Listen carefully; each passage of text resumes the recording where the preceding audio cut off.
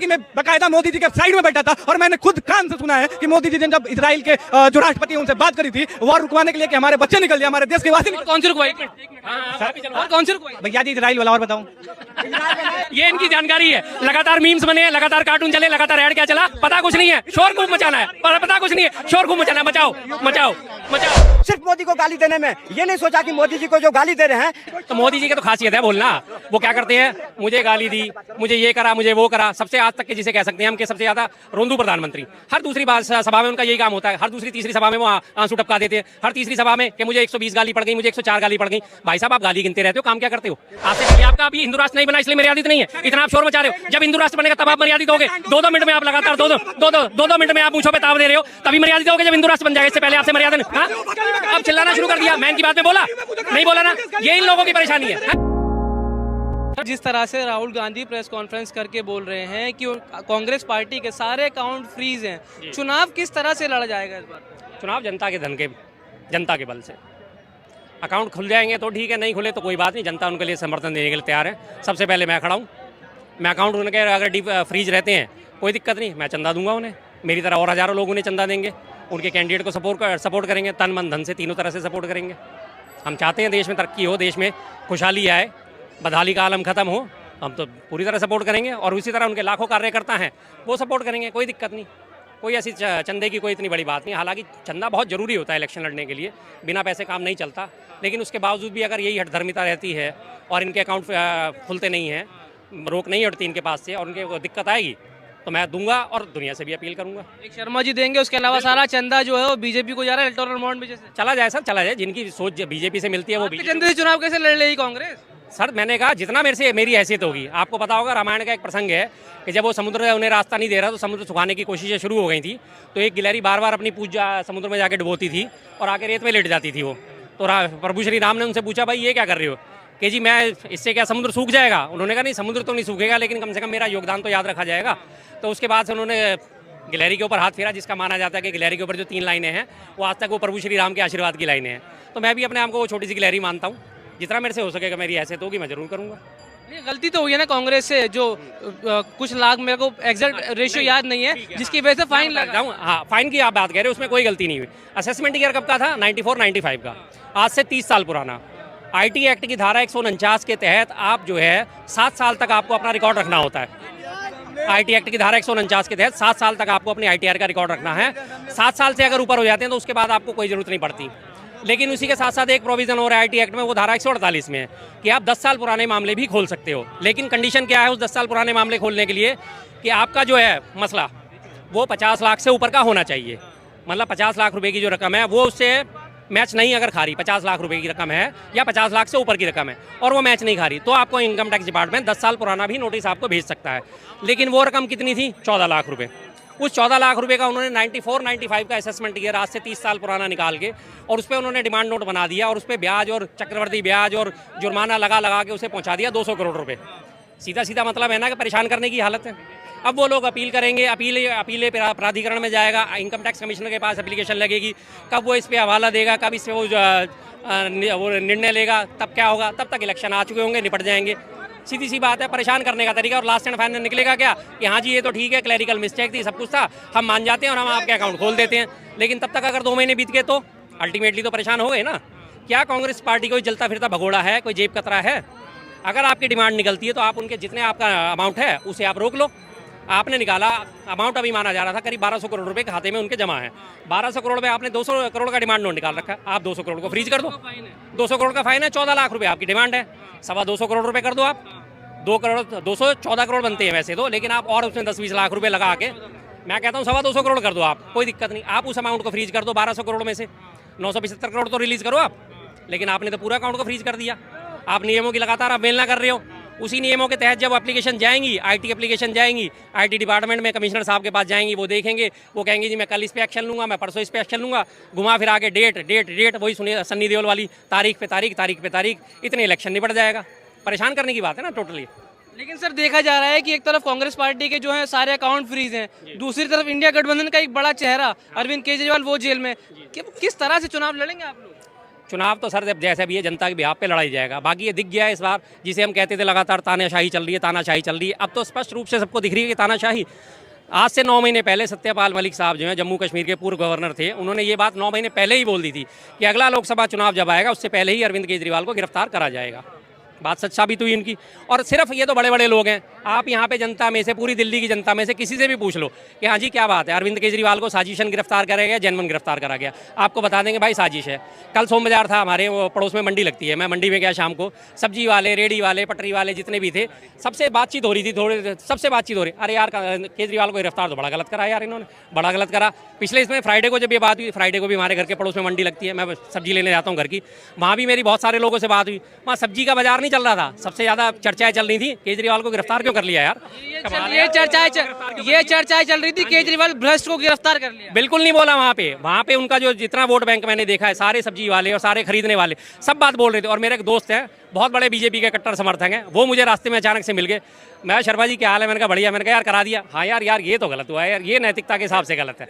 मैंने कहा तो फिर आप कह रहे भाई अब सपोर्ट नहीं करूँगा, कह रहे ठीक है, एक ऑथेंटिसिटी होती है। की गिरफ्तारी के बाद उन्होंने बीजेपी को सपोर्ट बिल्कुल बंद कर दिया जी, बिल्कुल बंद कर दिया। उन्होंने खुल के कहा शर्मा जी आपकी बात से आप सहमत हो गए, आपका मैं बहुत काटता था आपकी बातें, मुझे लगता था कि आप गलत बातें कहते हो, आप हमेशा एक विरोध करते हो, लेकिन आज ये साबित हो गया कि ये जो हरकत हुई है गलत हुई है, इसमें कोई मामला नहीं बनता था। कह रहा आज के बाद बीजेपी को सपोर्ट नहीं, मेरी भी थोड़ी नैतिकता बची हुई है, मैं अब सपोर्ट नहीं करूँगा उसको। क्या लग रहा है? अभी शर्मा जी ने गिलहरी की बात करे, कांग्रेस की बात करे, किस गिलहरी की बात कर रहे हो? वो गिलहरी था जो अपनी फर्ज अदा करा और पुल बन गई और लंका पर हो गया फतह, लंका फतह हो गया। अब वो कांग्रेस नहीं है और वो गिलहरी, अब वो गिलहरी है पर वो कांग्रेस नहीं है, अब वो कांग्रेस नहीं है। आज ये अपने रोना रो रहे हैं। अरे इतने क्या जरूरत था मोदी जी के भक्ति से, मोदी जी के काम से, मोदी जी से इतने भयभीत हो गया विपक्षी और ये कांग्रेसी जो अपना बैंक का काम देखना, बैंक का असेसमेंट देखना, अपना बैंक का हर चीज भूल गए सिर्फ मोदी को गाली देने में। ये नहीं सोचा कि मोदी जी को जो गाली दे रहे हैं और हम अपना भूल रहे हैं। एक दिन ऐसा समय आएगा जो भीख में मिलेगी दिल्ली में 3 सीटें और यूपी में मिलेगी 17 सीटें और 17 सीटें पे और 3 सीटों पे आज मुझे कांग्रेस के प्रत्याशी नहीं मिल रहे हैं और अगर मिल भी रहे हैं तो उसको जमानत, उसको नॉमिनेशन करने के लिए पैसे देने की औकात नहीं है। आप लोग गाली देते हैं मोदी जी को, जो कांग्रेस समर्थक हैं। आपने हमेशा मेरे मुंह से मोदी जी सुना होगा, जो कांग्रेस समर्थक हैं मोदी जी खुद बोल रहे हैं। तो मोदी जी की तो खासियत है बोलना। वो क्या करते हैं, मुझे गाली दी, मुझे ये करा, मुझे वो करा। सबसे आज तक के जिसे कह सकते हैं हम कि सबसे ज़्यादा रोंदू प्रधानमंत्री। हर दूसरी सभा में उनका यही काम होता है, हर दूसरी तीसरी सभा में वो आंसू टपका देते हैं। हर तीसरी सभा में कि मुझे 120 गाली पड़ गई, मुझे 104 गाली पड़ गई। भाई साहब आप गाली गिनते रहते हो, काम क्या करते हो? आज से पहले किस प्रधानमंत्री ने गालियाँ गिनाई अपनी? मनमोहन सिंह जो आपने लगातार अब्यूज़ करा, कभी उसे देहाती औरत बोला, कभी उसे रेनकोट में पहनकर नहाने वाला बोला। प्रधानमंत्री जी के ऊपर इन्होंने बोला कि मनमोहन सिंह जी को देहाती औरत किसने बोला, आप ये क्लियर कीजिए। पाकिस्तान के उसने, हाँ ऐसे बोलिए, मोदी ने नहीं बोला, पाकिस्तान ने बोला था देहाती औरत। और मोदी जी तब के प्रधानमंत्री, सुन लीजिए, तब के प्रधानमंत्री को देहाती औरत बोला था और विपक्ष के नेता मोदी जी ने पाकिस्तान का विरोध किया था। ये होता है विपक्ष। और आज का विपक्ष पूछिए शर्मा जी से। अच्छा ये बात बताइए, कांग्रेस की विधवा किसने बोला था? है कांग्रेस की विधवा भाई साहब देहाती प्रधानमंत्री किसने बोला था? आप ये बताइए ना, आप ये बताइए देहाती प्रधानमंत्री किसने बोला था? मेरे देश के प्रधानमंत्री को, मेरे देश के प्रधानमंत्री को, मेरे देश के गौरव को दूसरा देश कैसे बोल सकता है देहाती औरत? ये नहीं बोलेंगे। नहीं, देहाती औरत से आगे तो बढ़ो। कांग्रेस की विधवा नहीं, शोर ही मचाना इनका काम है बस। मणिपुर की वोट रुकवा दी भैया जी, मणिपुर की वोट रुकवा दी भैया जी। से आगे नहीं बढ़ रहे। कांग्रेस की विधवा किसने बोला था? जर्सी गाय किसने बोला था? भूरी काकी कौन बोलता है? हैं? भूरी काकी कौन बोलता है? नहीं, किसने बोला था ये सब? ये किसके शब्द थे ये सारे के सारे? मोदी जी की रिस्पेक्ट करनी चाहिए ना सर। अगर क्यों गाली क्यों देना? देखिए जी, गाली कोई नहीं देता, रही बात रेस्पेक्ट करनी चाहिए। प्रधानमंत्री हैं, हम चाहते हैं उनकी रेस्पेक्ट हो, देश की रेस्पेक्ट हो, लेकिन उनके रोने क्या होते हैं? मेरी माँ बर्तन मांजती थी। ठीक है भाई साहब, आपने 60 साल पहले की आपने कहानी सुना दी। 1950 में वो पैदा हुआ, 1960 के आसपास की वो कहानी सुनाते हैं कि मेरी माँ बर्तन मांजती थी। झूठ कितना बोलते हैं वो। 1960 में जिस बटनगर वो गांव में रहते थे, वहाँ कोई एक से बड़ा कोई जमींदार नहीं था कि जो अपने घर में बर्तन मांजने वाली रख ले। कभी किसी ने तर्कों पे इसको कसोटा? कभी किसी ने इन बातों को तर्कों पे कसा नहीं कसा। उसके बाद वो घर छोड़ के चले गए, 35 साल उन्होंने भीख मांग के खाया। तो फिर वो दूसरी बात कहते हैं कि जी मैं यहाँ आ गया, मैं वहाँ आ गया, मैंने पढ़ाई भी कर ली, सब काम। लगातार वो झूठ बोलना उनका काम है, हर बार सिंपैथी लेने का उनका काम है, इसके अलावा और कुछ नहीं है। बटनगर रेलवे स्टेशन जो बना भी नहीं था, तैयार भी नहीं, उस पर उन्होंने कहानी सुना दी कि मैंने इस पर चाय बेची है। लगातार वो क्या करते हैं, भावनाओं का दोहन, और इसके अलावा कुछ नहीं करते। रही बात गाली देने की, आलोचना तो भाई साहब सर्वाधिक सबका अधिकार है। आलोचना हमें भी सहन करनी पड़ती है, आलोचना सबको सहन करनी चाहिए। आलोचनाओं के ऊपर रोना नहीं रोना चाहिए। आप तो आज आप सिटिंग बैठे हो, आप इससे पहले नेहरू जी को कितनी गालियां देते हो, इनकी पूरी टीम कितनी गाली देती है। उन्होंने क्या कभी अब नेहरू जी वापस आके जवाब देंगे? बताइए। फिर 12 साल अगर उन्होंने, सुनो, 12 साल मोदी जी कहते हैं चाय बेचे, भीख मांगे, 12 साल उन्होंने चीफ मिनिस्टर रहे, 15 साल जनता के बीच में काम करे, जनता के गरीबी को, जनता के मूलभूत सुविधाओं को उन्होंने परखा, और 15 साल उन्होंने उच्च पद पे रह के पार्टी की सेवा करी। तो उन्होंने 45 साल, जो आदमी अपनी 45 साल आधी उम्र जनता में खपा दे, सत्ता में खपा दे, उस व्यक्ति के ऊपर में उंगली उठाए और उस व्यक्ति के ऊपर में कहें जो ये चाय वाला के भी प्रधानमंत्री बन के दिखा दिया ना, कहा जो चाय वाला कोई प्रधानमंत्री बनेगा, बन के दिखा दिया। कहा चौकीदार चोर है, वो चोर ने देश का प्रधानमंत्री बन के दिखा दिया। अब कहे इन्होंने, अब मोदी का परिवार, मोदी का कोई परिवार नहीं है, पूरा देश उन्होंने उनका परिवार मान लिया। अब कांग्रेस को ये दिख गया कि मेरा इस देश में, इस सरकार, अब इस देश में मोदी जी ने वो काम कर दिया जो आने वाला टाइम में जो हमने 60 साल गड्ढे खोदे, वो भरने का काम मोदी जी कर रहे हैं। वो मोदी जी भरे भी, और उसी गड्ढे में कांग्रेस और उसके सारे समर्थक को ऐसे दबा दिए जो फिर उभर के कभी भारत के आएगा नहीं।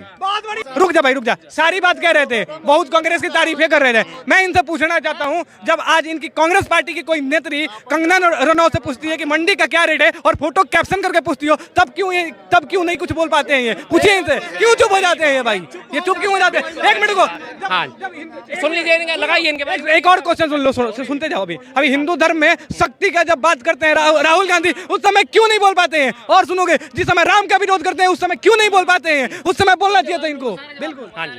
कंगना रनौत के लिए, हाँ नहीं, शक्ति के बारे में आपको सबका जवाब दे चुका हूँ। नहीं, शक्ति बार बार रिपीट नहीं कर सकता भाई साहब, मेरी भी कैपेसिटी है। अगर ये इनको पिछले वीडियो दिखा देना, ठीक है जी। रही बात आज इन्होंने कंगना रनौत के लिए, उनके बड़ा इनका खून उबल रहा है, ठीक है जी। कंगना रनौत को ऐसा कर दिया, वैसा कर दिया, और ये कहाँ चले गए? जब वो अभी शत्रुघ्न सिन्हा का उन्होंने कैप्शन डाला था, अमित मालवीय जो इनका IT हेड का है, कि ये देखो ये रियल, जब TMC ने उसको टिकट दिया ना कि TMC में किस तरह के गुंडे बढ़े, उनकी किसी पिछली फिल्म का जिसमें उन्होंने कोई विलेन का रोल अपना करा होगा, और उन्होंने विलेन का रोल करके वो एक बलात्कार का सीन उनके ऊपर फिल्माया जा रहा था, उसको उन्होंने पब्लिश करना शुरू कर दिया। तब वो सम्मान कहाँ चला जाता है? जब वो मणिपुर में लगातार निर्वस्त्र करके बेटियां घुमाई जाती हैं, तब इनको याद नहीं आता। तब इन्होंने एक बार भी बात, हाँ, अब चिल्लाना शुरू कर दिया। मैं इनकी बात में बोला नहीं, बोला ना, ये इन लोगों की परेशानी है। हाँ? अरे भैया, इन लोगों को सुनने की आदत नहीं है। सुनने, देख लीजिए, हालत देख लीजिए, हालत देख लीजिए। इनकी पूरी बात ध्यान से सुनी, आराम से सुनी। अब मेरे बात जवाब देने का टाइम है तो ये उखड़ के चले जाते हैं। हमेशा बोलते हैं कि पुरानी बातों की हो गई। नई बात पे आइए, कल की पांडव नगर की बोली इन्होंने अभी तक, पांडव नगर का बोलिए, 4 साल की बच्ची के लिए करा, बिल्कुल गलत। आपने खुद अपनी तरफ से बोला। बता दीजिए, पांडव नगर गलत है जी, बिल्कुल गलत है। जिसने भी करा बिल्कुल गलत है। मैंने इस बात में पहले भी कहा है, बहन बेटी चाहे किसी भी धर्म की हो, किसी भी जाति हो, किसी भी प्रदेश की हो, उनके साथ अगर गलत हो रहा है, मैं उसके खिलाफ हूँ। मेरी किसी से कोई भी सहानुभूति नहीं है, किसी से भी कोई सहानुभूति। पांडव नगर में हुआ गलत हुआ, संदेश खाली में हुआ गलत हुआ, राजस्थान में हुआ गलत हुआ, पश्चिम बंगाल में जो हुआ ये गलत हुआ, हर चीज में, और मणिपुर में हुआ वो भी गलत हुआ। जहाँ गलत है बहन बेटी के साथ, चाहे वो पहलवान बहन बेटियों के साथ गलत हुआ, वो भी गलत है। बहन बेटी मेरी भी बहन बेटी है, उनकी इज्जत करता हूँ, लगातार बात करता हूँ उनके बारे में। जहाँ भी हुआ, जिस भी पार्टी में हुआ, जिसके भी शासनकाल में हुआ, वो गलत है तो गलत है, बात खत्म बस। वॉर रुकवा दी थी मोदी जी ने, वॉर रुकवा दी। हाँ जी, वॉर रुकवा दी थी मोदी जी ने। दुनिया मीम देख रही है, आप भी पढ़े लिखे हो, मैं इंस्टा और ये सारी चीजें चलाते हो। वॉर रुकवा दी उनके मिनिस्ट्री ऑफ होम अफेयर्स का, या मिनिस्ट्री ऑफ एक्सटर्नल अफेयर के सचिव का, अरिंदम बागची का, आपने प्रेस कॉन्फ्रेंस देखी थी ना, कि नहीं ऐसी कोई बात नहीं। राजनाथ सिंह ने बाकायदा संसद में इस बात को बोला था एक्सेप्ट करा था। राजनाथ सिंह ने बकायदा इस बात को बोला था, संसद में एक्सेप्ट करा था कि नहीं ऐसा कोई बात नहीं हुई, ना बार रुकवाई गई। दिखाइए, देख लो ना, आराम से देख लो। और उसके बाद आप मानते हैं वो रुकवा दी थी? अरे क्यों नहीं रुपया? आप जाके पूछो उनसे, आप जाकर पूछो उनसे, जो लोग आए थे यूक्रेन से, जाकर पूछो। ये तो नहीं बोलेंगे, आप उन बच्चों से जाकर पूछो, सच्चाई वो बताएंगे। अरे साहब, पाकिस्तान भी तिरंगा, पाकिस्तान के बच्चे भी तिरंगा झंडा लगा के अपनी बसों पे बाहर निकले थे।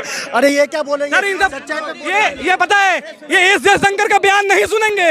ये एस जयशंकर का क्या था बयान क्या था? एस जयशंकर ने क्या बयान दिया था कि मैं बकायदा मोदी जी के साइड में बैठा था और मैंने खुद कान से सुना है कि मोदी जी ने जब इजराइल के जो राष्ट्रपति हैं उनसे बात करी थी वॉर रुकवाने के लिए कि हमारे बच्चे निकल जाए, हमारे देश के वासी निकल। कौन सी रुकवाई?